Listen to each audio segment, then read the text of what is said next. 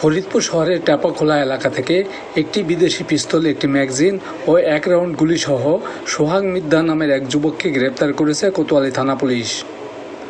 কোতোয়ালি থানার ওসি আসাদুজ্জামান জানান, সোমবার দিবাগত রাত 2:30টার দিকে শহরের টেপাখোলা লেকপাড় এলাকা থেকে এসআই ফাহিমের নেতৃত্বে সোহাগ মিদ্দাকে আটক করা হয়।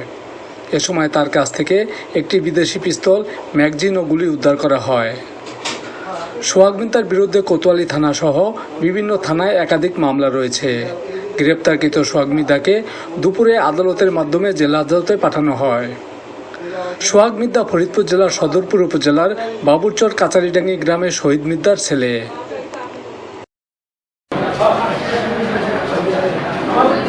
তারিখ রাত্র অনুমান 2:30 সময় পত্র থানার এসআই ফাহিম ফয়সাল গোপন তথ্যের ভিত্তিতে জানতে পারেন যে টেপাখোলা লেকপাড় সোনালীবাগের সামনে একজন অস্ত্রধারী ব্যক্তি অস্ত্র বহন করে অবস্থান করছে।